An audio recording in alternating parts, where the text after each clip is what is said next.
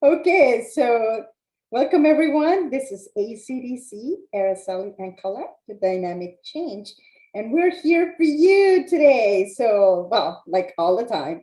My name is Always. Araceli, and I'm a transition wealth advisor. You can take a look at my new website. Take a look at it. It's really fabulous. And I'm here because I like helping professional women and everybody that likes to get better at their finances and that they can pay their debt quicker and they retire sooner. And one of the things that we're discussing here is real estate investing. So Colette, tell us who you are and what you do.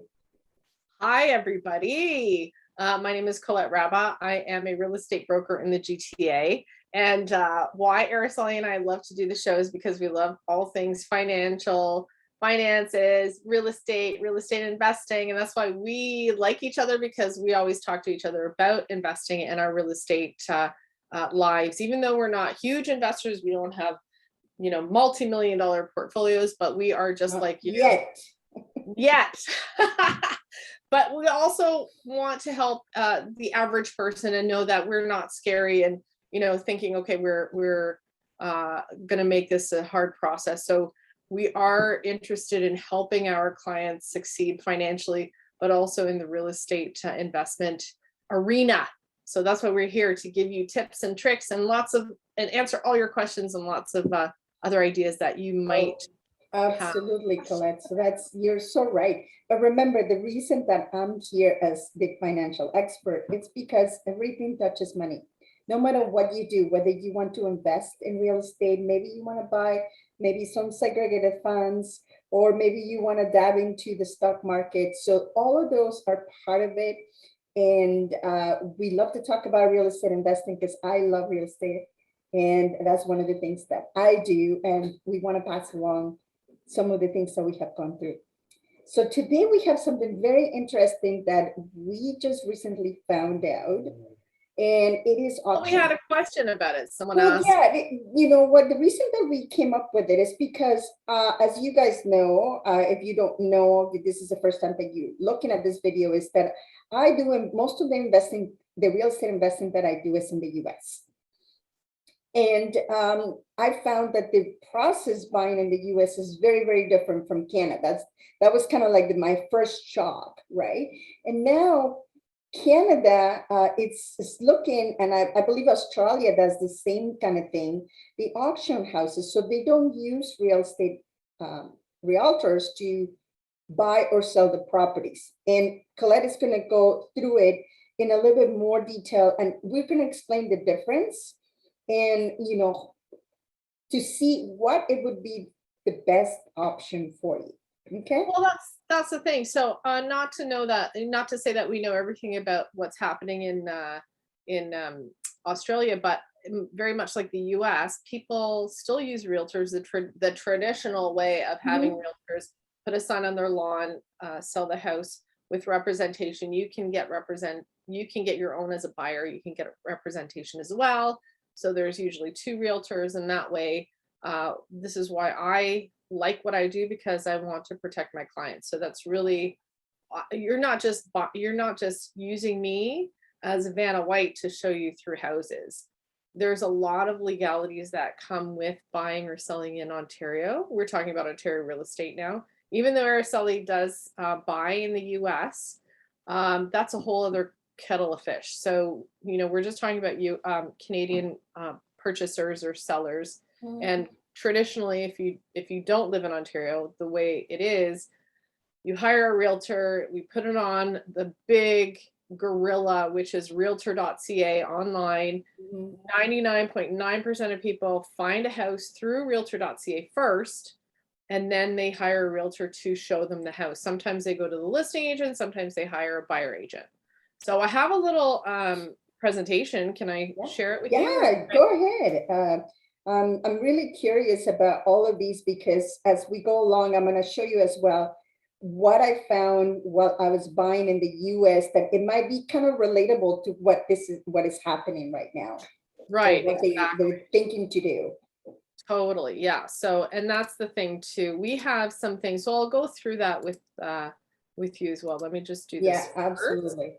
And I'll share my screen. Can you see that? Yeah, I do. Okay, so let's get started. So obviously this is a beautiful young couple who bought this majestic looking house, and like that's It's beautiful, yeah. not always the reality though, right? Because you don't know what's going on inside. You don't know the grade of the house. You don't know 500 other things going on with this house. But let's just say I just love this picture because, it's like, oh, look, it's a cute couple. They're buying a house and they're happy. And that's my demographic too. I help a lot of couples buy houses. So now let's go back in just in case if we forgot what we're talking about. We're talking about auctions. So what is it? Instead of paying a real estate brokerage, so as an agent or realtor, you don't really hire them, you hire their brokerage. So when I say brokerage, that's anybody you're buying the team. So everybody in the brokerage is behind you. So you get the advice of, if the realtor doesn't have the answers, they can always go to the broker of record or their manager to ask questions and things like that. So that's a whole other story. But anyway, so traditionally speaking, instead of paying a real estate brokerage to represent you, it's through an auction house. Why this is a popular thing, or why people are talking about it now, is because you have full transparency. So you're in a room just like any other auction where you see everybody else with their little numbers, and you hold up your number and this is how much you're going to pay. This is how much you're offering to pay. And so everybody knows I'm not going to overpay by $7 million, and what people are thinking they're going to overpay on a house. Mm-hmm. So currently the way it works now is it's called blind bidding. So so let's say yesterday I had my clients looked at a house and they were holding off offers, and yesterday was the day. Instead of me knowing what everybody else is offering, the purchase price is listed at $800,000. There's 18 other offers. Ooh. That's all I get to know. So based on my expertise and my knowledge and the market value of the area, I have a feeling what the house is really worth. Plus the condition of the house was very, very good in this one case. So even though I think there's 8, and I honestly, I don't know the sold price. I haven't looked it up yet today, but they might have posted it. They may not have posted it yet. But when you have this blind auction kind of thing where you have 18 other offers, for sure, I can guarantee you the price has sold for over 800. By how much? I don't know. Generally speaking, the area sells anywhere between 8 and 900,000 for an equivalent house. Yeah. Okay. So auction is different because you get full transparency. You see what everybody else is offering. Yeah. And there's a level. So what they claim is that it's a level playing field. So all the conditions are the same. Okay. So everybody says, I'm okay with financing, let's say, for example. So yeah, one of the things that I wanted to comment on that, I have bought many, many properties on auction in the US. And I like to see who's there, right? And how much they're bidding, because sometimes when you know that the house is worth, or people that just don't know the value, or the people that know the value are not in the auction, you have a little bit of better chance to get it at a lower price. Right. So I'm getting to that. So how it generally works. So I'm going to go through these really quickly, but if you ever want to get back to us about talking more about this, absolutely, we'll talk to you about it. So the buyer, so same kind of thing. They find homes online, not through realtor.ca. So to your point, where are they going to be listed? Mm-hmm. They go view the home through the auction reps who are working for the sellers, so think about that. They're not representing the buyers, they're representing the mm-hmm. sellers, not realtors. That also means they don't have laws and rules like we do as realtors. We have to disclose certain things. As an auction rep, they don't fall under the same jurisdiction as realtors. Then you decide if you want to make an offer. Like the traditional way, you must have all the conditions met before your offer date. So you have to be financed. You have to, sometimes you have to submit a pre-approval. You have to be okay with whatever. If you want to do a home inspection, you do it beforehand, all these things, right? So basically, if you are a buyer that's okay with as is, where is, this is for you. You have to be present at the time of auction, or you could probably phone it in, or tell the represent the person, this is my max bid, and then that's it. And you have to trust whoever is the auctioneer. Mhm. And this is the tough part about an auction. There's no chance to change your mind in the heat of an auction. So if Mhm. everybody's excited and you lift your paddle and you didn't mean to, that's it. You're stuck, right? Yeah, you're basically in it, and the same with us, and it happened many times. Usually, the properties that you really wanted to buy, at least when we went to the auctions, and these were live auctions, right? So you actually see the people, Right. and sometimes you didn't get them because people overbid, right? And you Right. knew how much Right. money you could actually go to, but You have your usually max. yeah, Right. the nicer properties were gone pretty quickly at a high price. But Right. to the point of this, that when you get it, you get it. That's true, because at least That's in it. the US, you have to have a down payment already in their hands. And as soon as you accept it, then they give you a paper, and within a week, you have to come up with the remaining of it. Right. In So our it's case, we cash. have to pay for the entire property in full, because it's a Right. lot cheaper. But in this case, you have to have, I guess, all your financing in place in order to Right. get the property in your name. So, Right. So on the other side too of the seller, so the seller has to still get the home ready for sale, just mhm, like, regular time. You don't get any help with staging or prepping like a realtor usually does. No guidance with the process of what to look for, how to improve the house before selling to make you get the best price for your property, unless you pay someone separately to do that. And paying a lawyer an hourly fee to guide you with the legal forms and any other issues that realtors usually do. We have a lot of due diligence before we put a house up for sale. So that's generally speaking. I'm sure there's a whole bunch of other stuff, but to not be here all day, I just want to put down the major for points. sure. And then this is the thing, caveat emptor, if you do not know this Latin phrase, you better learn it and have it on, like get a freaking tattoo of it, because it means buyer beware. So in this situation, when you are buying, fine, you can see, oh, wonderful, I can see what everybody else is bidding and I don't feel like I'm overpaying. But at the same time, guess what? You don't think there could be plants?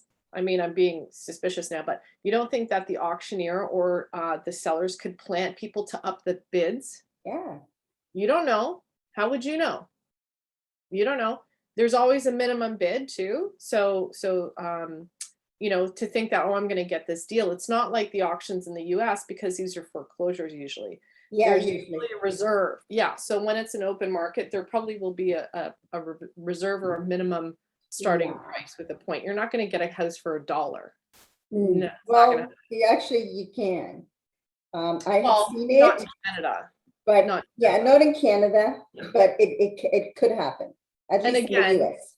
right. And again, you get what you pay for. I really believe that. So, At the end of the day, yes, that's always true. You always get what you pay for. So you have to be prepared to know right, that there's going to be surprises. right. So, on the buyer side, so these are things that you might really want to consider before you go into the auction.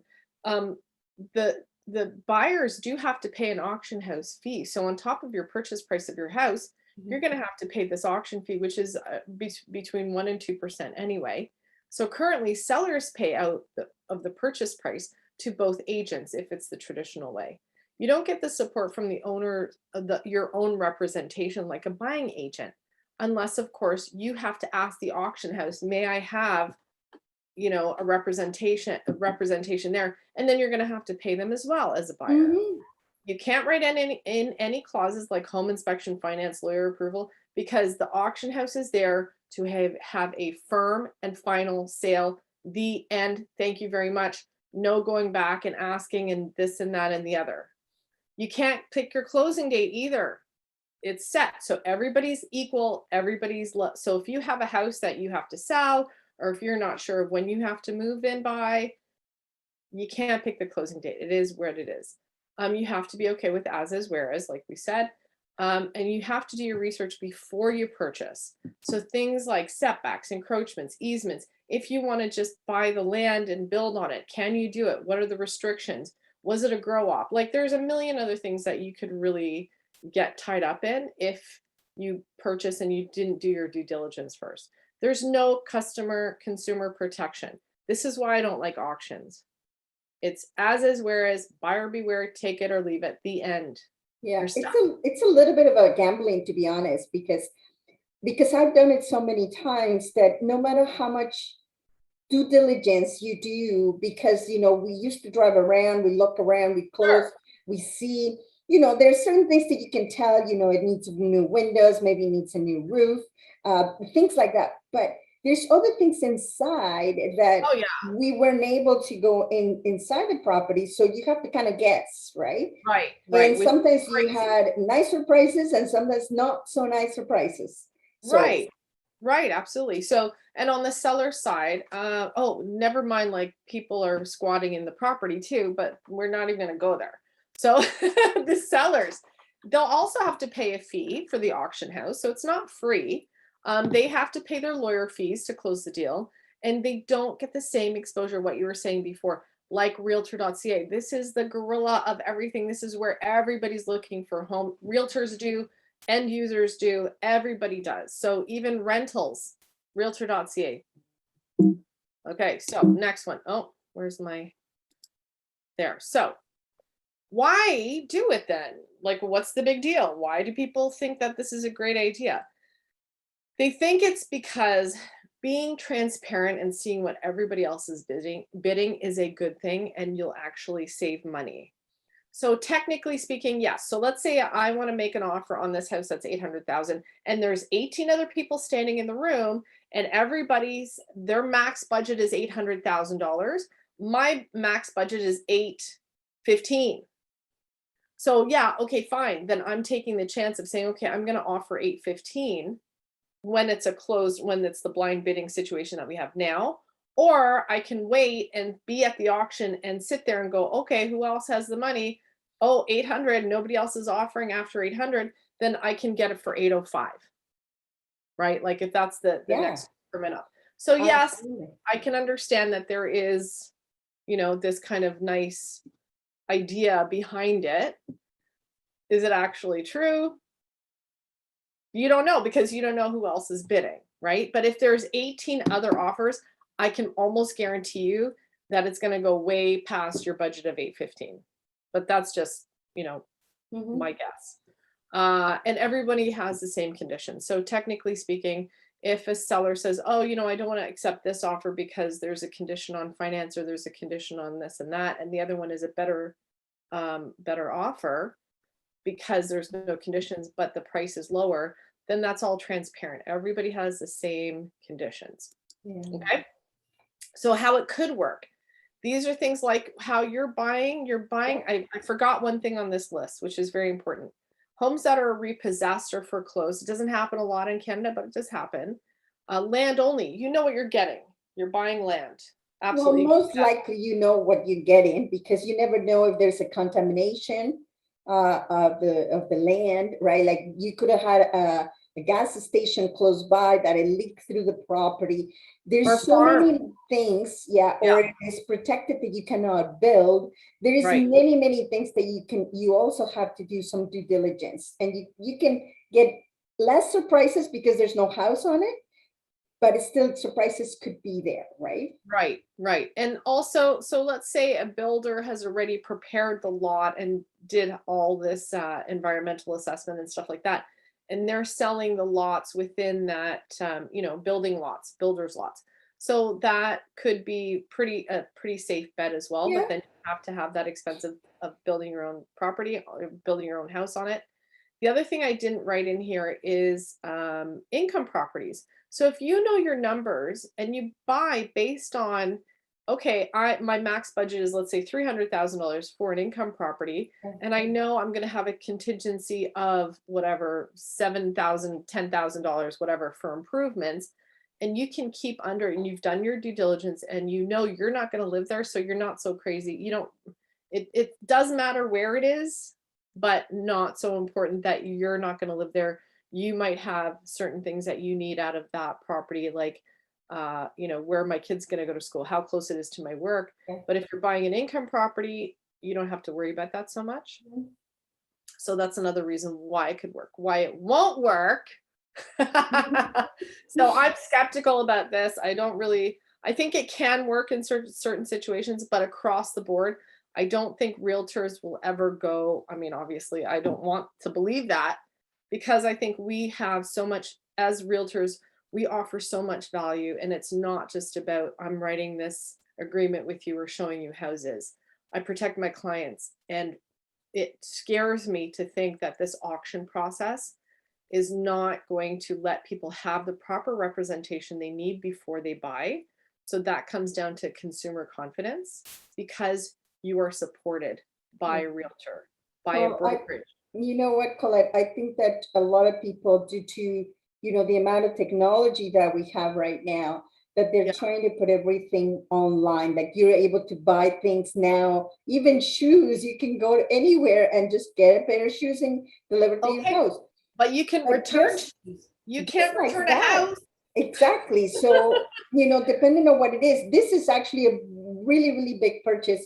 Unless you're an investor that you Yeah. know, for example, when we bought properties, we were prepared to pretty much renovate the whole house. So we knew that a little bit of a better Right. situation or lower situation wouldn't really make a difference. Right. But for somebody that is going to live in the house and you expect it to be in working condition, you may want to have some kind of a leeway there, because something might not work to your expectation. Absolutely. Like you want that confidence and that representation to say, okay, if things happen, you know, I want a way out. That's the one thing my buyers say. What if we don't like it? What if we do the inspection and you know, things we don't like? So people do want that representation, number one, to say, I don't want to sit there and negotiate with the buyer or with the seller, because we don't know how to negotiate. That's, you know, part of my job as well. But also at the same time, I'm not just negotiating on price, I'm negotiating on things. So the funny thing, we were talking about this before we went live, about how there was I remember a story in I think it was the Philippines, that a woman put her house up for sale, but she came with the house. So she was looking for a husband. Yeah, So if somebody has to, so auction won't work in that situation, where you probably really have to not. like the buyer too, because you're going to marry them. So that's a whole other story. But why I'm starting that is because even when my buyers want to buy something that's in the house, let's say there's an armoire or there's a beautiful piece of furniture that they want to add into the purchase and sale agreement, Yeah. you don't have a choice to do this with an auction. So unless the sellers already stipulate, oh, the hot tub comes with the house or whatever it is. So this is something that you really like. Again, this is such minutia and detail with every purchase and sale, very, very different. This would not work in an auction situation. Yeah. You can't write in any clauses to protect either buyer or seller. It's too easy for fraud to happen. Like there is so much fraud that we don't even hear about behind the scenes, that this is something, again, if you're not using representation, crazy stuff has happened. I've heard many stories. I'm not going to get into them now. I don't want you to be scared. But this is the thing, like it's really not helpful with things like affordability, and they can actually raise the price of the house, because if it's supply and demand and there isn't any supply, huge demand, you have these 20 buyers going nuts and seeing, you know, they're feeding off each other, and you have this kind of auction craziness happening.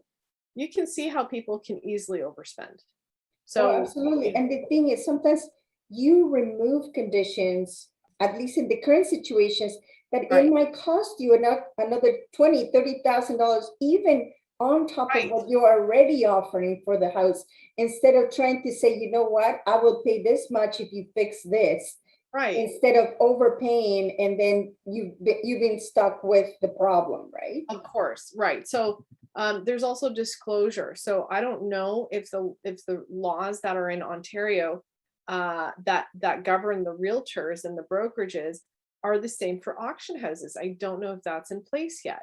And also things like it's really not popular enough to have the same kind of marketing power like realtor.ca. Maybe that will come with time, but honestly, I don't see anybody in the forefront of auction houses saying, oh, we exclusively do. You can buy a house through auction now already. It's not that the laws don't exist. You can, absolutely. You just can't use a real estate brokerage. You have to do it through To do auction. yourself. And also one of the things that you should know is, yeah, I do know actually about auctions here in Canada for things that are in foreclosure, repossessed. However, you do not have access to financing. If you're Right. buying a property there and you know what the prices are here, at least in Ontario, pretty crazy, right? So if a house, let's say it's worth $1 million and you are lucky enough to get it for 700, you actually have to come up with 700,000. They will not give you Very good. a mortgage. So that is another thing that it is happening. That's why a lot of people don't go and buy properties on auction, because you got to come up with the entire amount. Yeah, or like I said before, some of them will actually let you get a pre-qualification, and you have to submit that before you're even allowed a number or paddle to auction, to the auction. So so that's the one thing that, the marketing power is huge when you want to sell. Like that's the other thing too, why people hire brokerages to market your house, because you put a sign on your lawn, guess who's going to see it? Just the people driving by, and that's probably not the people that can afford to pay for that house. So your numbers dwindle a lot. Yeah, or they might not even be looking for a house there, right? Right, exactly. Yeah. And it doesn't mean that the house will sell for less than it's worth, or you think you can get it for $1, because unlike the States, there will be a minimum bid or a reserve price that it has to start at whatever that price is. Because why would the seller sell it for less than what they think it's worth? It's kind of ridiculous.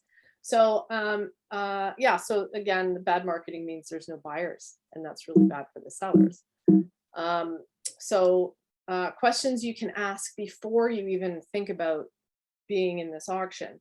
Can I have a lawyer review all the documents before I even get a paddle? Like, I want to know what I'm signing, what I'm supposed to sign, what you expect me to sign beforehand. And what happens if I change my mind? What happens? Do I get a cooling off period? So with the new home purchase, there is a law in Ontario that you have a cooling off period. So maybe they'll incorporate that with an auction. But then again, that's the whole that is the reason why people sell the auction is because they want a firm deal that there's no other way to back out.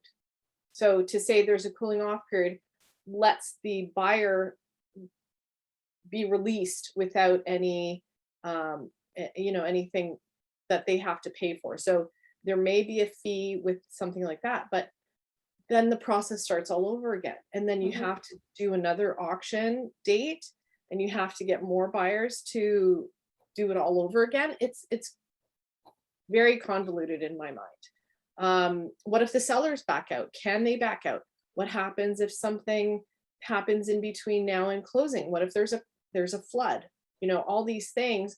Is it different than the traditional way of buying a house? And this is the other thing too, a lot of my buyers want to talk directly to the sellers because they've taken so much care of the home. They know all the little, bits and bobs of the house. Oh, you have to jiggle this handle, or you have to do that, or, if the lights flicker, it means this, whatever those little crazy things are, especially with pools. If you've never owned a pool, they want to talk to the sellers to say, can you tell me how to work the pool without hiring someone to teach them? So all these things are very important questions to make it not feel so daunting, right? When you buy it, and what you're allowed to do, what you're allowed to ask for.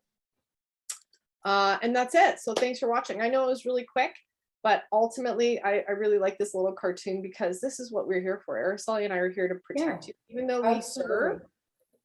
We're in the service industry, but we're also here to protect you. So that's why we do the show. That's why we like to share things like this, because it's so important for everybody to feel protected, right? I think there is a place for everything. Just like investing, there's a lot of options right now for people to invest on their own. However, some people are not keen to do it. They don't like that. I believe that there's always the need for hiring a professional if you're not going to do it yourself, if you don't have the time or the inclination to look for that knowledge. Can it be done? yeah. I believe everything can be done. But, Yeah, you of know, course. would I cut my hair on my own? Yes. Probably not, right? Like, Right. you know, Right. first of all, I don't even like that. I don't even think that I have that ability. No, but But do you second have of all, I right? don't think I could be, you know, I don't know how I could get to the back of my hair. Like, you know, Well, you don't know it's, what you don't know. That's my favorite, one of my favorite sayings, because you know, honestly, so I've had my license for 9 years now. When I started in the industry, never mind not even being in this in the industry, we are hired for our knowledge. It's not just, oh, I'm going to put a sign on the lawn and, you know, and fix up your house. Like, there's a lot of legalities that we have to do, that we have to protect our clients. We get in trouble if we don't. Like, you know, I can't tell you how many times, I shouldn't say how many times, but my own brokerage, they make me crazy because of all of the T's I have to cross, because all the legalities of every detail of not just the agreements, but the clauses, and with the timing is crucial with real estate. So if you, how do I know, even the last 9 years, you don't think I'm learning every day about things? And guess what? There's no protection against fraudulent other agents on the other side. I've been there. I've been on the other side protecting my clients. If you think you're okay with being on your own, sitting in that seat by yourself and not having someone to phone and say, what do I do about this? What do I do about that?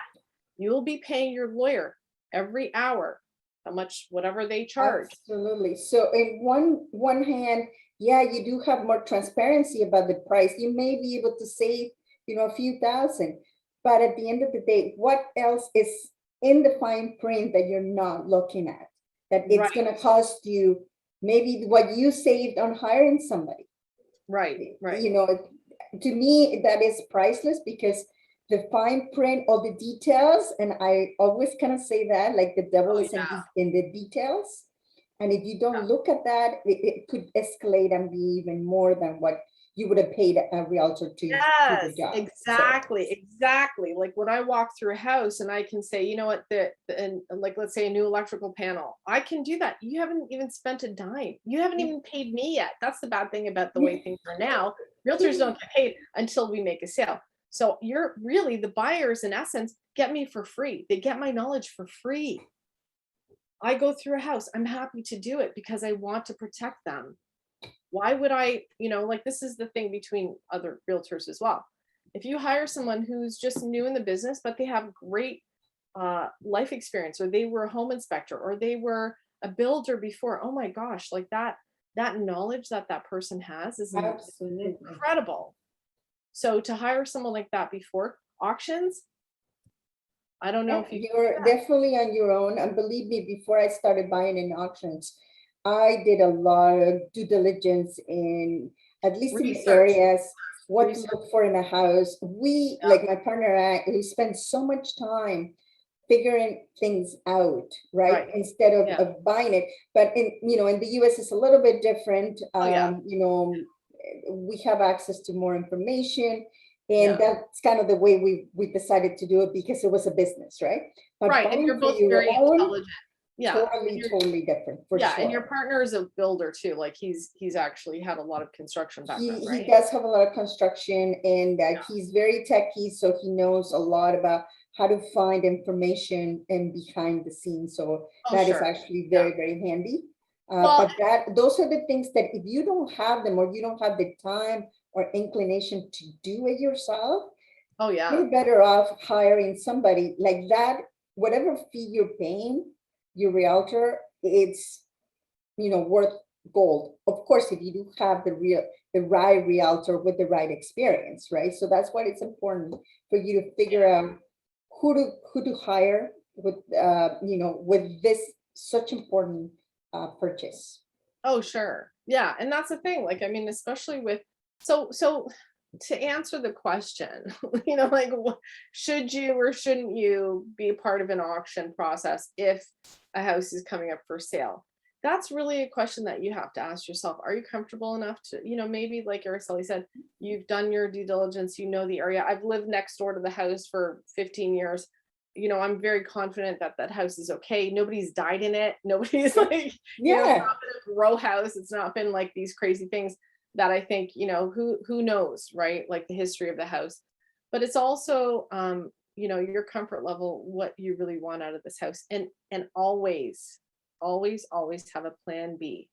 So that is what I tell my clients whenever I write in any, I I hardly ever, even if there's multiple offer situation, I hardly ever go in without a condition that they could have like an escape clause, if we can say yeah, it that way. Because if it's absolutely. even if you write in a clause of the lawyer has to review the agreement, you don't know, like there could be things that I can't find even on public record. I don't see it because I'm not privy to that information, but a lawyer is. So these are the things that you always want to have protection as a consumer with, if it's shoes, if it's whatever it is, Yeah, like, you want that plan B of having, shoes you can return. That's your plan B. So with the house, it's not that easy. You can't return it, but you can write in clauses to protect yourself. So please, that's what we're here for, yeah, answering questions. We want to keep you safe. The law is very strict in this country as well. It might not be the same like in the US. And if auctions do become a popular thing, I hope the laws change to protect the consumers. exactly. As we go along, as we move along, and I think when or if, I don't know if this is going to become popular, people will start to find the flaws in it. But I Yeah, think that there's always room for both, but I don't know to what extent. I hope that, like you said, the laws change to protect the consumer. If that's the route that it's going to go through, uh, don't know. But we wanted to just to right. share with you what is out there, what people say, what people want, and you can go from there. And as we get more information, you will know more, because that's what we're here for, just to give you a little bit more of an edge of what is happening, what it's, make you aware of what is coming. And you can make your own decisions and see what's there. So, but if you have any other questions about anything that we haven't discussed or that you heard about, please let us know. Just send us a message and we'll be happy to either make a show about it or just contact you directly and see what Sure. that particular situation is, whether Answer it's the real question. estate investing, real estate in general, or finances. Yes, So absolutely. thank you so much, Okay. Colette, for putting this together. I think this was amazing information and presentation for people that are not aware of this. And Yeah, my we will, pleasure. yeah, and we will see you next week. Thanks for joining us, Thank everyone. you. Have a Okay, great we'll see day. ya. Bye. Bye.